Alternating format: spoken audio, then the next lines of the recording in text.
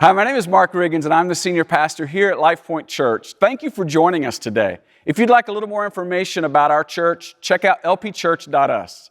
I hope today's message is an encouragement to you.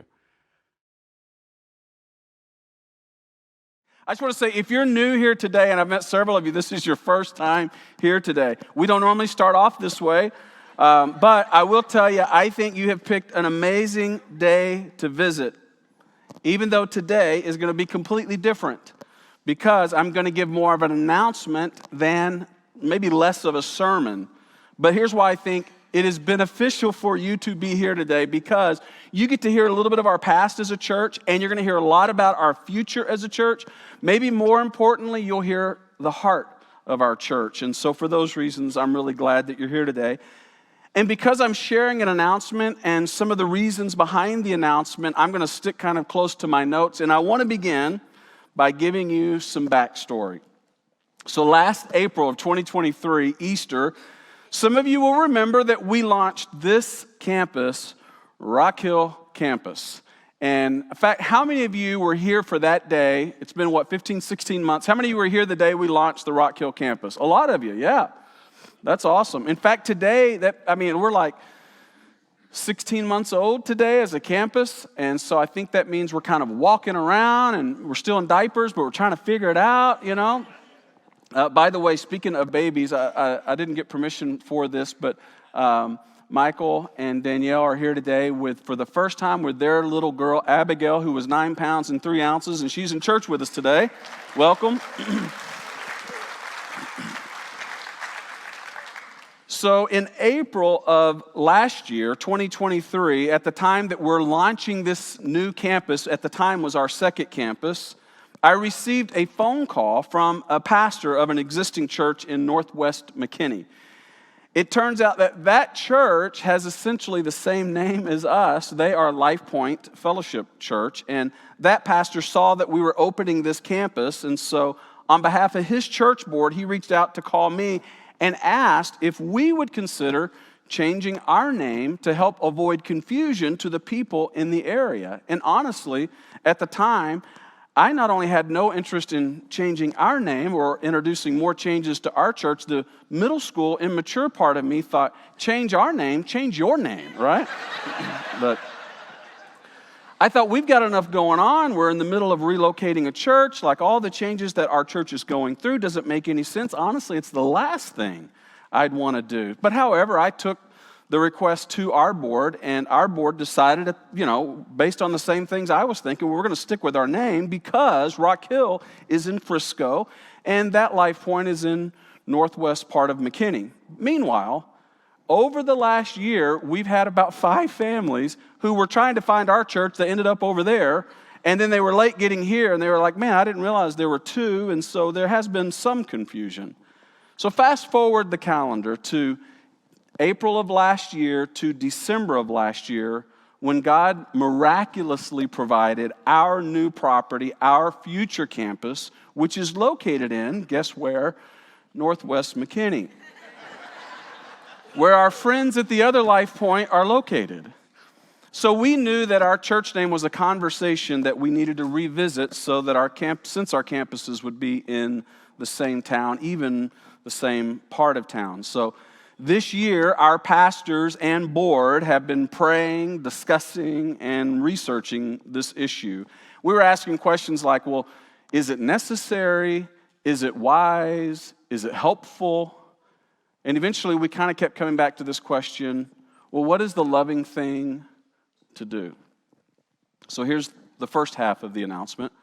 After several months of prayerful consideration, our church leadership, which is our pastors and our board, have decided that since our church is moving into the same town where another church already has the same name, we believe changing our name is the most loving thing to do.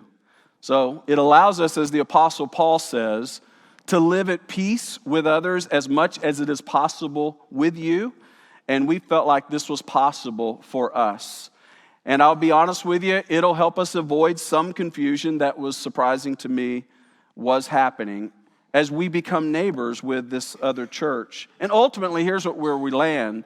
We believe that our sovereign God has known and had this plan for our church all along, even if we didn't know it. And you may be thinking, well, why now? We've got some change going on.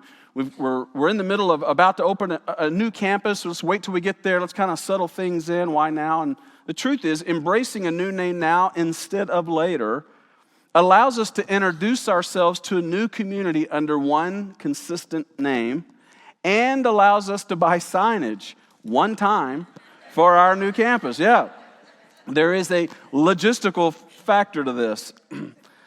So, changing our name is significant, let's be honest. But it's not unheard of. In fact, we've done it before, right? In fact, some of you might not know, many of you do, that we started off as Grace Community Church back from 1989 to 2011. In fact, how many of you began attending our church when it was Grace Community Church? Yeah, a lot of you. By the way, how awesome is that? Can we just say thank you for your faithfulness? Yeah. I love that so much. It just speaks to so much integrity, stability, and faithfulness amongst so many of you. And the truth is, there were a lot of reasons when that name was changed from Grace to LifePoint, but one of the reasons was there were a lot of graces at the time around that church location, and it was causing confusion. So in 2011, we embraced our new name, LifePoint Church. Now let me ask you, how many of you began attending when we were LifePoint Church? Yeah. Isn't that amazing? Some of you are like, Grace, I've never experienced that. LifePoint's kind of all I know. But now here we are, kind of facing the same similar journey of uniqueness. And so we've been down this road before. So after the church leadership decided changing our name was the loving thing to do, then we had to decide, well, what would our new name be? And so we had three primary filters. Number one is vision. Our heart is the clear vision that God has given us, that we want to be a place where anyone can belong before they believe. And so we didn't want any words in the new name to be unnecessary hurdles for people who may not attend church, who may not have a faith background. Secondly, we want it to be authentic. We aren't chasing cool. You've seen how your pastor walks up a stage. It is a good thing we aren't chasing cool. We want a name that fits us and our new campus, which is a 31-acre peaceful property with the creek running through it. But then we also wanted a name that was unique, meaning one of the reasons we've changed the names before is because of confusion with other similar names. So we wanted a name that wouldn't be so common that it, again, would potentially create confusion. So after several months of prayer and discussion, and this is the second half of the announcement, the pastors and board have unanimously agreed to change our church name to Church at the Creek. Now, yeah. Now, well, that's... So let me walk you through those same three filters now that you know the name. Number one, vision. We believe Church at the Creek aligns with our vision for people who aren't in church yet, haven't been in church in a while, or have been hurt by church, because there are no words that are unnecessary hurdles, while the name is also clear that we are a church. We're not like a Home Depot or anything, right? We are a church. Secondly, that it's authentic. Again, we wanted a name that fits us and fits our new campus. And as many of you know, one of the unique features of our new property is there is a creek running through the middle of it. And in fact, while we were acquiring the property, the staff began to refer to the three campuses as the Plano campus, the Rock Hill campus, and the Church at the Creek. And it was kind of became organically something that was sticking. But ultimately, I love that Scripture has so much imagery of streams of water, of finding peace by laying down in green pastures, of our faith being like a tree that's planted by a stream of water and finding rest beside still waters. It's a value that we have, that we want our church to be a place of hope and respite where you can unplug from a busy world while at the same time recognizing that it matches the physical uniqueness of the property. And then third, we wanted a name that was unique.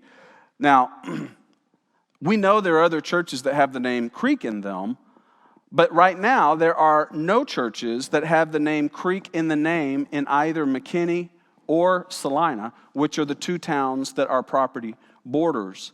There is a church, Rock Creek Church in Prosper, that's a little over 11 miles from our new campus. And so I reached out, and that's the closest Creek church. I reached out to Pastor Brad at Rock Creek Church, who I've gotten to know a little bit. I told him that our board was prayerfully considering this. And I said, hey, would it be all right if we use the word Creek? You got a problem with that?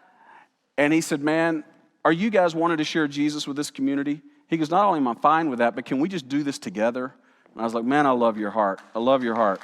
So, in fact, I'm having lunch with him again this week, and I was able to text him on Thursday, I think it was, and tell him I was going to say that. And I was just like, I'm so grateful for your heart that I get to say that. So I want to answer some questions that you might be thinking through. First, there's going to be an FAQ page on our website, so you can check that out. And then today, if you know anyone who isn't here but calls our church home, you can email them, because we're going to send an email to you with this video announcement in it, and you can share that with them. And then also, tomorrow, we're actually going to mail a letter and kind of give a summary of this as well, trying to get the word out, and you can help us do that. We would be grateful. So you may be wondering, when does this take effect? And the answer is it's effective essentially immediately. So next Sunday when you come back, by the way, the parking lot was jam-packed this morning. I know as we're hitting fall, we're growing, we're going to experience a little bit of that. Thank you for your grace. If you're willing to park a little further and help us out, thank you for that. Some of you are sitting in places you don't normally sit. Thank you for that. It's kind of the growing pains as we re-enter this fall. But next Sunday as you come back, you're going to see the signage be more prominent with our new name as we embrace that on our digital content as well. In fact, the new website for our church will be churchatthecreek.com. In fact, that URL was not even available about 2.5 weeks ago, and as we were going this way, all of a sudden another church just released it, and now we got to use that, so we were grateful for that. Social media, that'll all be updated as well over the next few days. Now, I know this means more change. And friends, you deserve a gold medal for navigating change. I am serious. I am so proud of your resilience, of your faithfulness, of your love for each other, of your love for the Lord, and your love for the people in Collin County. It is remarkable. I think it is going to be the mark of our church, is this incredible faithfulness. And then the fact that we've been able to release some things that naturally you get attached to. It's very normal. But I also believe with all of my heart that God is preparing us for something special. And historically throughout Scripture, things change when God moves. You see, what we often call change is often steps of obedience. But it feels just like change. And it is change. But it's because God is moving. The prophet Isaiah, when he talked to the children of Israel when they were in Babylonian captivity, and even though they were in captivity, they were comfortable being in captivity. And he had to go to them and say, listen, things are about to change. And they're like, whoa, whoa, whoa, whoa, we're comfortable being in captivity. We are that opposed to that change, but God seems to move in that way. And so the prophet Isaiah said to the children of Israel in captivity, as they were about to be released and brought back to the promised land, he said in Isaiah 43:19, see, I am doing a new thing, meaning things are changing. I'm doing a new thing. Now it springs up. Do you not perceive it? Meaning, do you not perceive the author of this change? Isaiah is asking. And he goes on to say, here's what God is doing. It's not purposeless. I am making a way in the wilderness, he's saying. And streams, I wish you would have said creek, streams in the wasteland. All throughout the Bible, things change when God moves. Think about it. In Genesis chapter 12, when God wanted to establish a new nation, an entire family with Abraham had to move all the way to this new land of Canaan.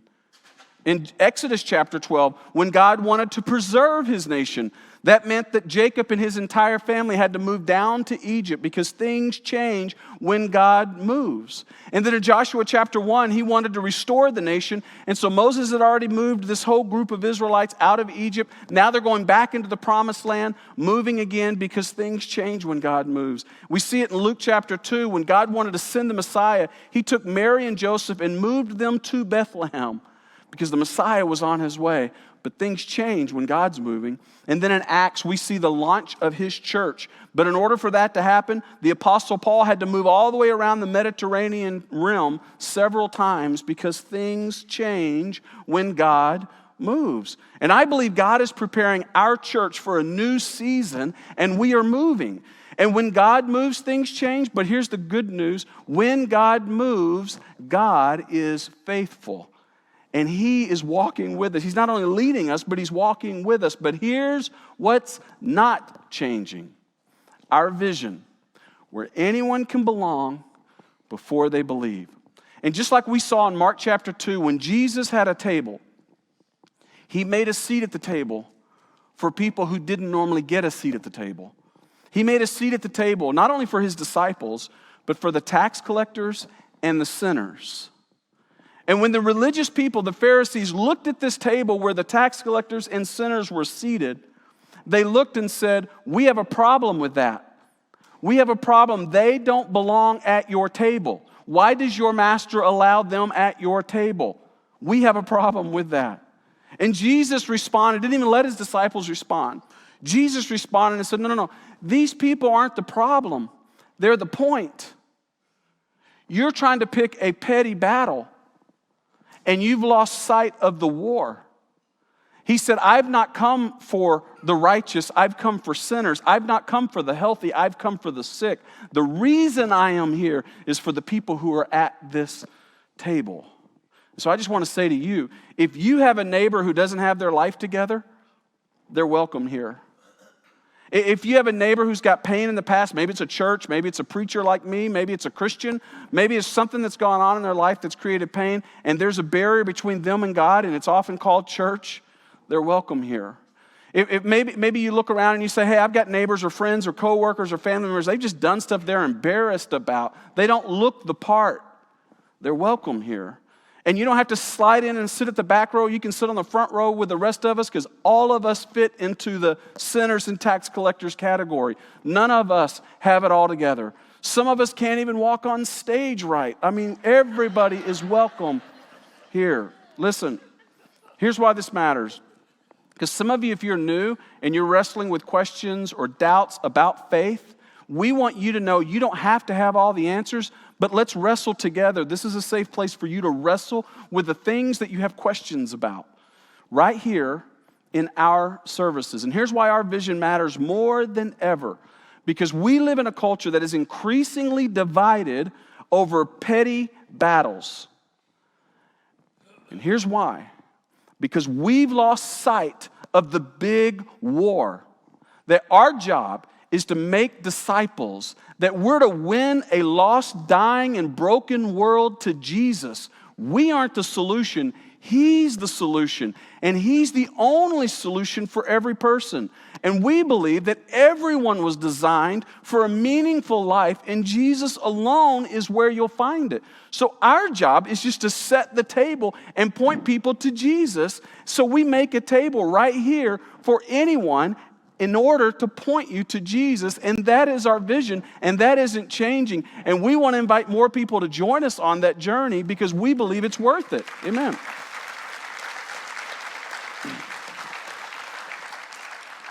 So our name is changing, but our vision is not. And today I wanted to share that because at the end of the day, we've never been about a building, we've never even been about a name, but we have been about sharing the hope of Jesus Christ.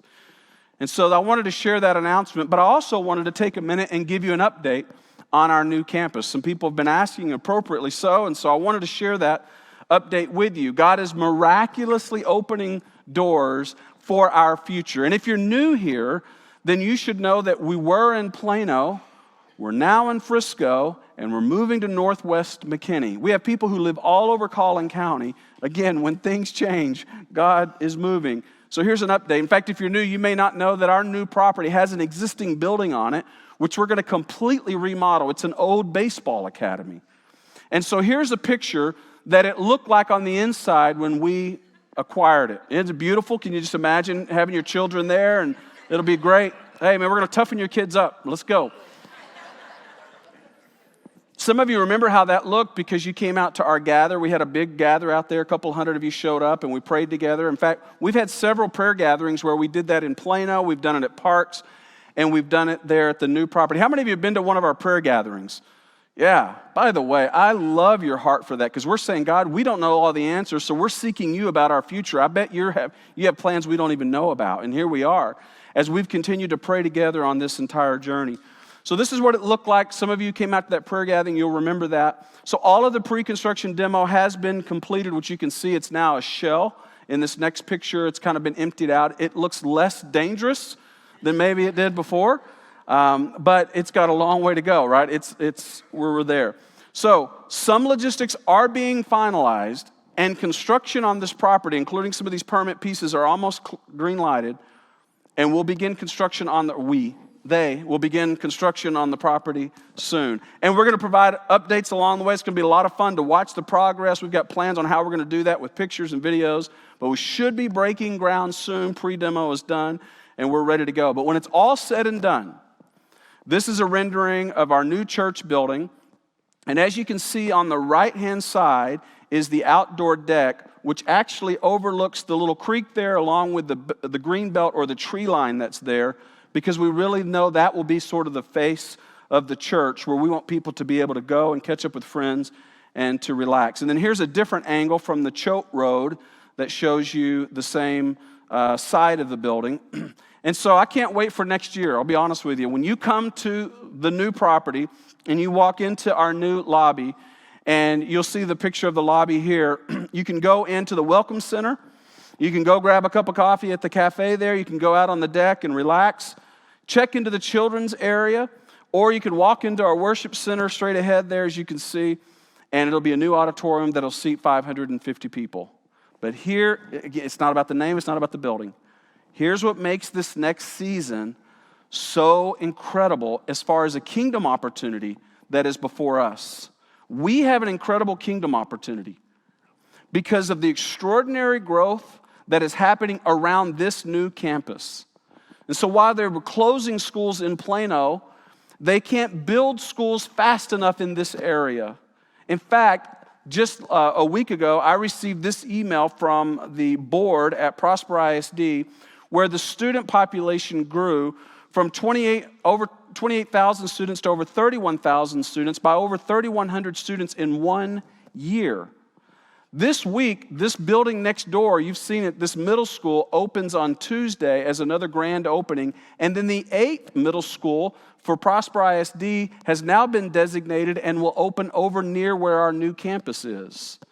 But it's not just Prosper. Salina has grown by more than 800 students this year alone. In fact, Salina is the fastest growing city in America. And I know that sounds like hyperbole, but it really is. The U.S. Census Bureau said that these are the top 10 fastest growing cities over the last year, cities over 20,000. And so you see Salina, you see Princeton, you see Anna, and Prosper are the cities that are close to our new campus. There are 830 people a month moving into Salina.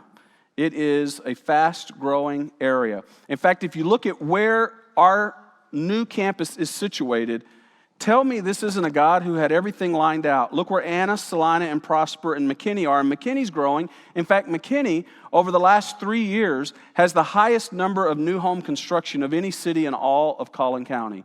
And look where God has chosen to place the new campus, right in the middle of it all. And if you're really into growth, if you're really into numbers, and some of you are like, I'm over numbers, let me give you one more number. Big picture context of the growth in the county that most of us live in, Collin County. Right now, our population is 1.1 million, and over the next 35 years, the projected population is 2.5 million, meaning it will more than double over the next 3 decades. You say, why does that matter? Here's why that matters. Because the historic growth is primarily with young families. Why does that matter? Because every generation is less churched than the previous generation in our country. And the next generation is the least church generation. In other words, we have a kingdom opportunity before us. Think about this. Our church vision, which is to reach people who maybe have given up on church, like the next generation has, coupled with an area that's saturated with that generation, feels to me a lot like the book of Esther for such a time as this. We have a kingdom opportunity, and I just say we've got to steward the opportunity that is before us. And one of the reasons, as Sean said, that we looked for a full-time children's pastor, Pastor Lyle and his family, they are part of our commitment to impact the next generation. Listen, if you have kids, we want to invite you to come grow with us. It's an exciting time in our church's history.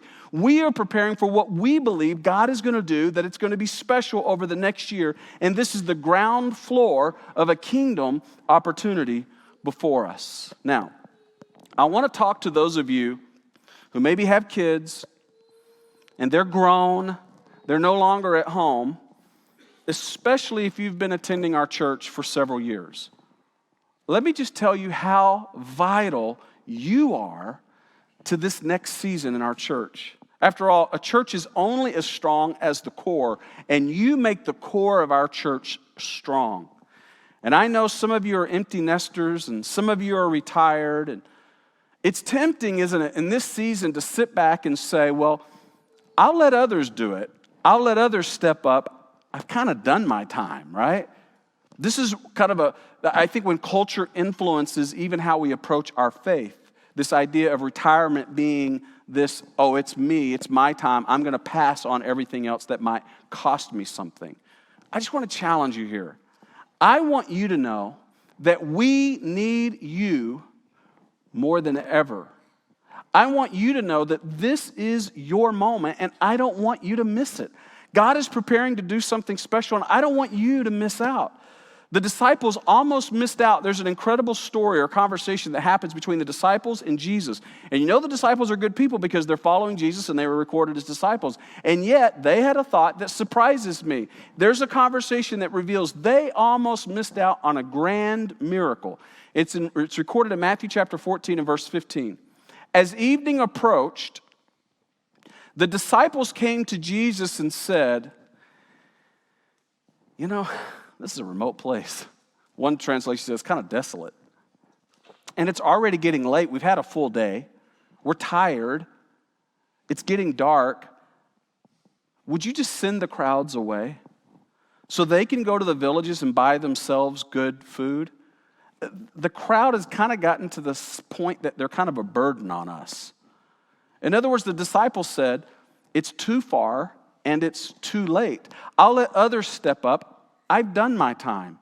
What's fascinating, though, is when Jesus saw the crowd, it says he had compassion on them because he knew they were searching and he knew the need they really had, and he so wanted to see their needs met. But the disciples were tired, like we get sometimes. And they thought, this isn't the right place, this isn't the right time. I don't want to be burdened by the needs of a crowd of strangers. And I wonder if some of you are tempted to feel that way. The new campus feels a little far. I'm a little late in my life. I know there are crowds of people that are gathering in that area now and in the years ahead, but can we just send the crowds away? Somebody else can worry about them. That's what the disciples were thinking. But I want you to see what Jesus said in response. In verse 16, Jesus replied, they do not need to go away. Did you say these next two words with me? You give. He said, you give them something to eat. Jesus is challenging his disciples to resist the urge to be passive, not to ask someone else to take care of the obvious need. Jesus essentially says, you see the need, now I need you to meet the need. Yes, it's remote. Yes, it's late, but you give. And as a result, here's the cool part of the story. Instead of being passive, the disciples decided they were going to lean in and do what Jesus said. And as a result, you know the miracle they witnessed? They witnessed Jesus feeding the 5,000. That's what happened next. But they didn't just become firsthand witnesses of it. They participated in it. And we're still talking about this incredible miracle that God was preparing to do, that they almost missed out on it because they said it's a little late, it's a little far. And they almost missed out on this kingdom-changing moment. They were part of something bigger than themselves when they leaned in. I just want to say to you, this next season is a chance for you to lean in and be part of something that will outlast you, that is bigger than you. You are getting in on the ground floor of a kingdom opportunity. And I want to be honest with you, this is an important moment for our church, but I want you to let this moment be your moment. I'm asking you to lean in because I believe God has miraculously made a way. There's no denying all the miraculous ways He's led us here. And now He's putting us in a campus in the middle of one of the fastest growing regions of young families in the nation. And in the next few months, I want you to know there will be opportunities for you to lean in. And every time you will be tempted to, like these disciples, be passive.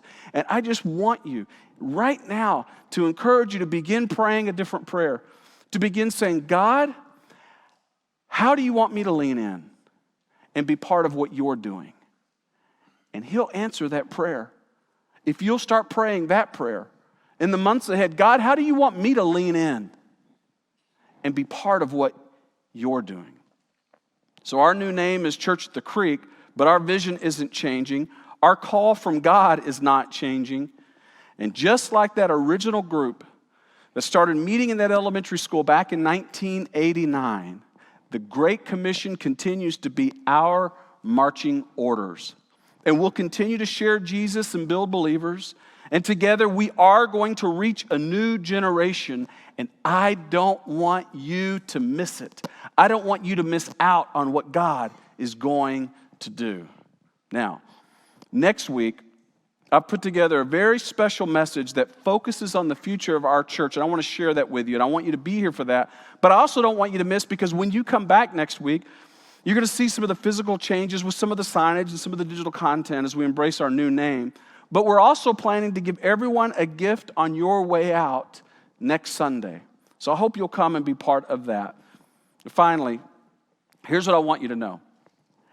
Our church, our wonderful church, has experienced a movement of God. And here's what we know. God's not finished yet. Our prayer continues to be, do it again, Lord. Move through us again.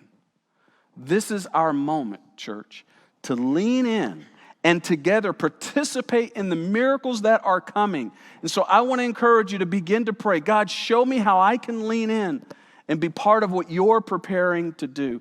And He will answer that prayer. And I can't wait to see how He does it through you. Let's pray. God, I thank you so much for the history of our church, to know that you've moved over the past 35 years in miraculous ways that have, without a doubt, allowed us to witness so many lives being eternally changed. And God, as we stand here today, we are now recognizing the miraculous ways in which you're moving us forward into this new season, into a new chapter. And as we look forward, what we also see is there's a new generation that has become more skeptical than ever before of you, of your church. God, this is our opportunity to represent you in ways we haven't represented you before to a new generation, with new opportunities we just haven't had before in the last few years. And so, God, I pray that as we move forward, as this next generation is genuinely searching for something authentic, something that's true, something that's real, God, would you allow us to be a lighthouse for a generation that's searching? God, we want to lean in and we want to participate in what you're going to do. All for your glory, I pray. In Jesus' name, amen.